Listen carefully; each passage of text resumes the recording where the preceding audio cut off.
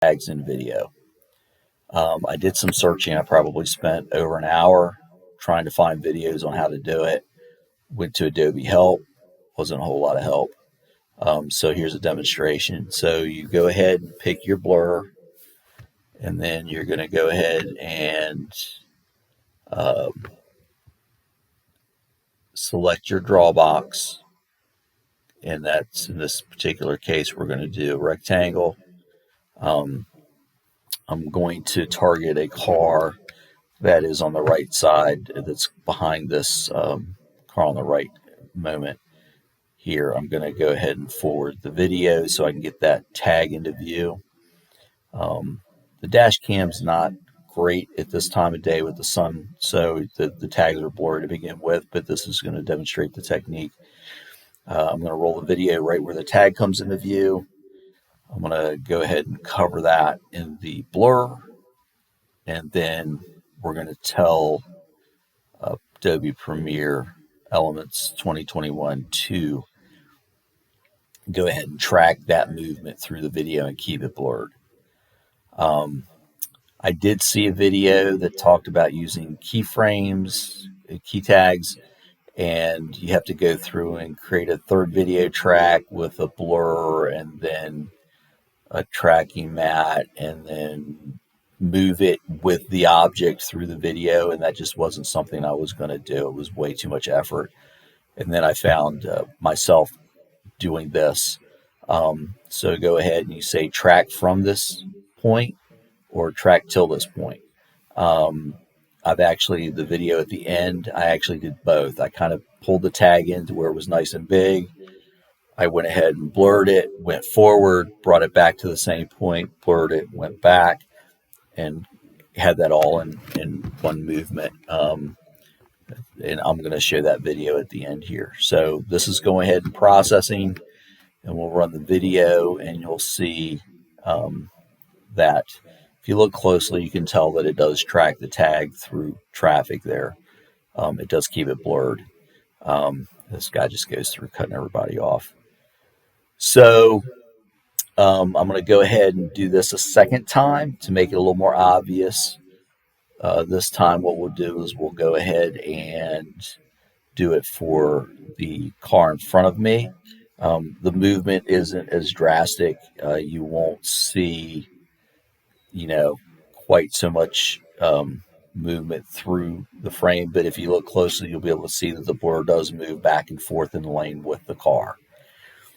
So we're going to go ahead and drag our second blur onto our timeline. That will give us our second blur in the same video. You can see here there's a second selection. We're going to go ahead and zoom out a little bit to make it a little easier to selection the entire car, and not have to kind of scroll back and forth. I'm going to go ahead and select the circle this time.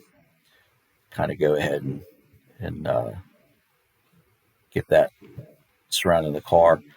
I did see a nice video from somebody using Adobe Premiere Pro.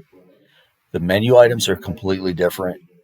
Can't really find out to match that up with Elements, so I kind of had to figure out how to do this on my own.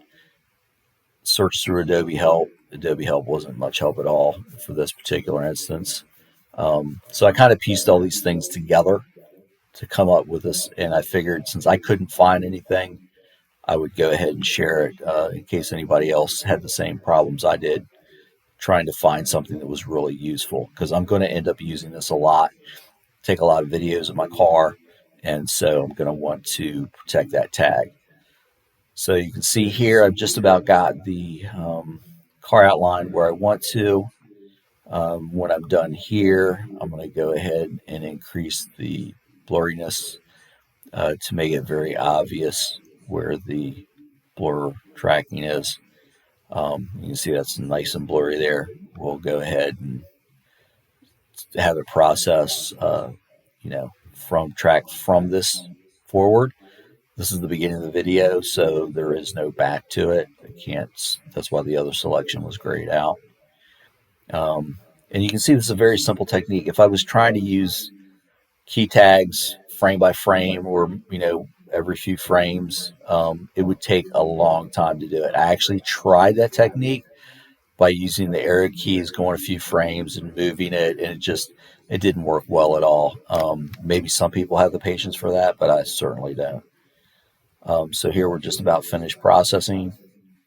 You'll see as we roll this video that the blur does move back and forth in the lane with the car. So it does help that. It's not exact. It doesn't stay on it entirely edge to edge, but it does a good job. So here what we'll do is we'll go ahead and show my video of the drone shot. You can see here that my tag is blurred, but it does kind of track it really well. And in this I actually did. I moved the tag to the middle, and I went ahead and went from this frame forward, and then I went back to the same point, and I added another one from this frame back, just to kind of make sure I had good coverage of the tag. Thank you. Please like and subscribe.